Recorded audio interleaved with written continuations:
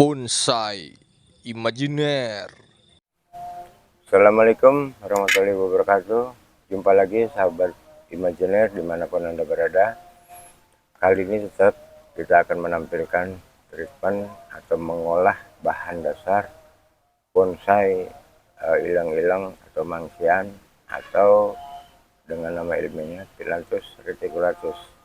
Baik, langsung saja kita tampilkan dan langsung kita eksekusi. Phyllanthus reticulatus. Ya, ini agak ada treatment sedikit. Ini dilihat dari dekat aja ya Mas ya, biar lebih berasa nih. Tuh. Karena ini agak kecil banget teman-teman ya. Mame ya? Ini mame, saya buat mame. Tapi untuk ukuran mame ini sudah masuk big size ini nih. Big size mame. Ya, big size mame. Jadi kita optimalkan ukuran mame untuk kita tampilkan yang besar menurut ukurannya dan porsinya.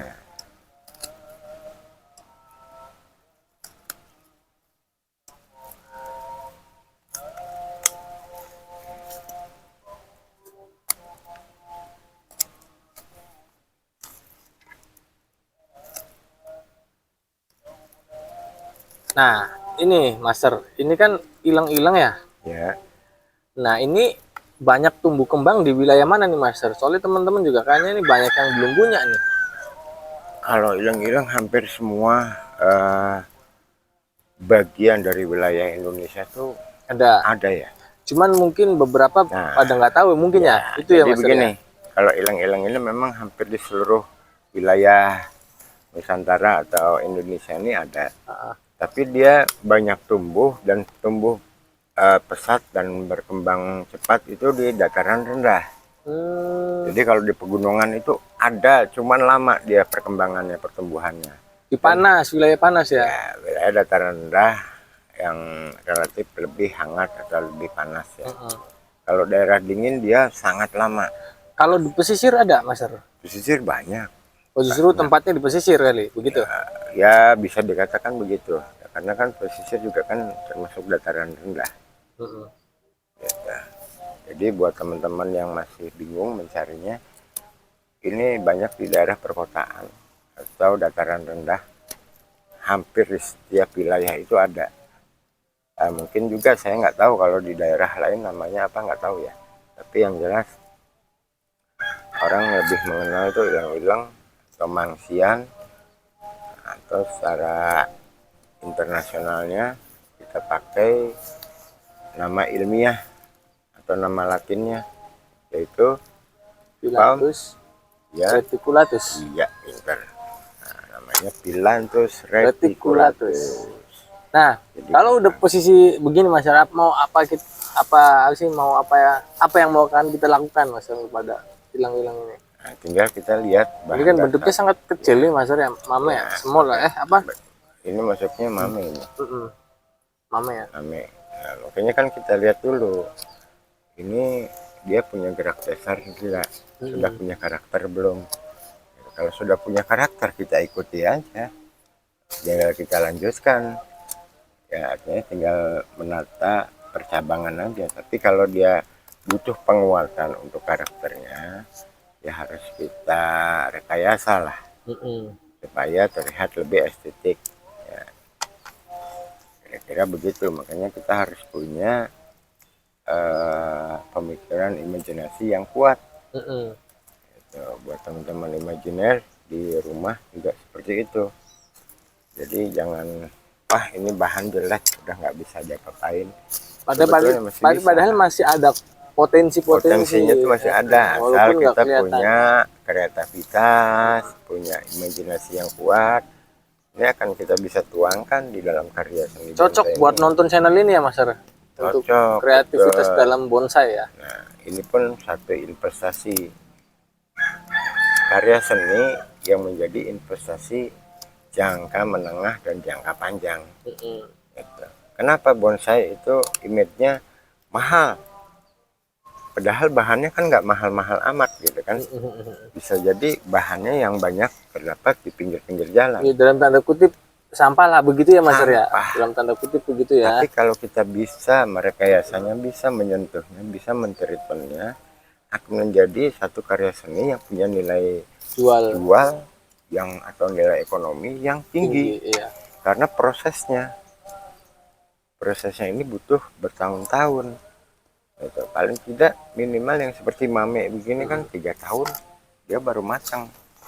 Nah, untuk sempurnanya 5 tahun lah, walaupun mame ya. Kalau Nah, ukuran kalau sebesar ini, kalau ilang-ilang ini Mas, ini masuk kontes nggak Mas? Ada nggak? oh masuk, Oh masuk. masuk. Padahal ini nggak ada harganya ya Mas. Ya dalam artian ya nggak ya belukar tadi kan. Ya belum. Tapi masuk kalau ada harganya. kita tidak menyentuhnya, tidak ada treatment tangan-tangan dari pembonsai atau pelaku seni bonsai, ya tidak ada harganya. Harganya bisa mahal, bisa tinggi. Kenapa? Ya melalui proses treatment tadi. Itu nggak bisa dengan waktu yang singkat atau instan, nggak bisa. Dia perlu butuh waktu dan proses yang lumayan lama, panjang dan ya, perlu kreativitas atau imajinasi yang sangat kuat ya, sangat tinggi.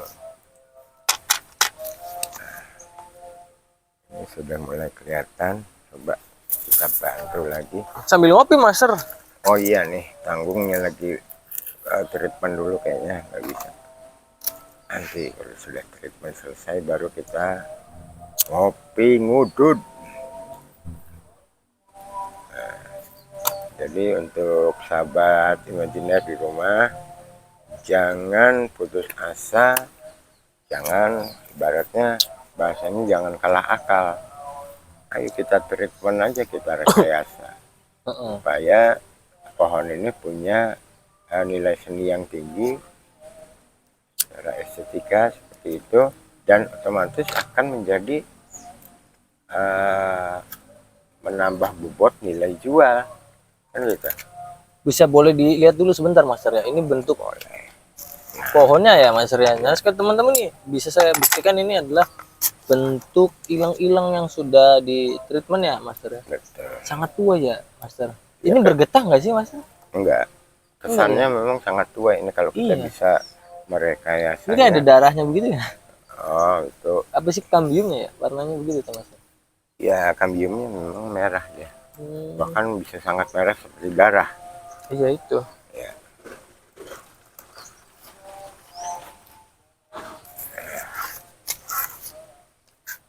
Ini juga termasuk tanaman yang mengeluarkan buah ya teman-teman, bagi teman-teman yang belum tahu ya. Buahnya hitam ya Master ya? Hitam manis katanya. Seperti saya. Udah klasik banget itu. Sama enggak seperti saya, tapi boleh juga lah. Nah, sudah selesai. Coba kita kita bentuk sedikit ya, kita sentuh supaya agak terlihat bentukannya seperti apa sih nanti ini konsepnya kan gitu.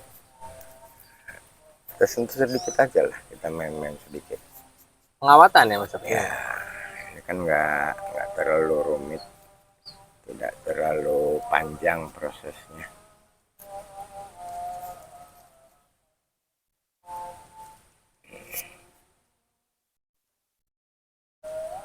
Ini nggak perlu rapat-rapat apa namanya wiringnya, karena ini masih terlalu kecil dan masih tumbuh dengan cepat. Ini khawatirnya kalau terlalu rapat dia akan tancap ke dalam kambium, jadi agak longgar dikit aja lah.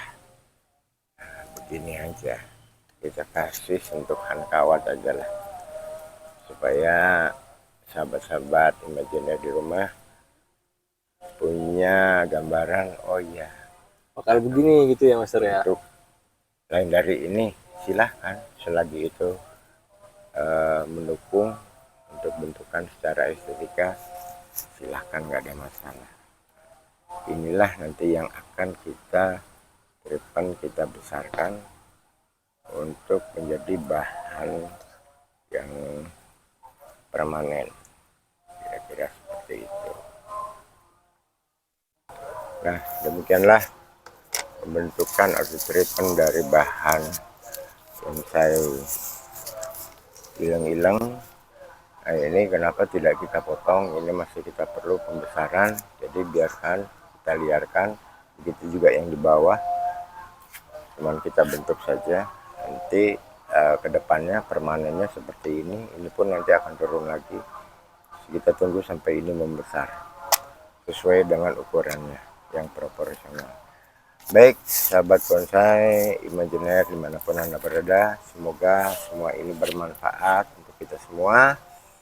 Terima kasih atas segala perhatiannya. Tetap jaga kesehatan, tetap bahagia, dan terus semangat.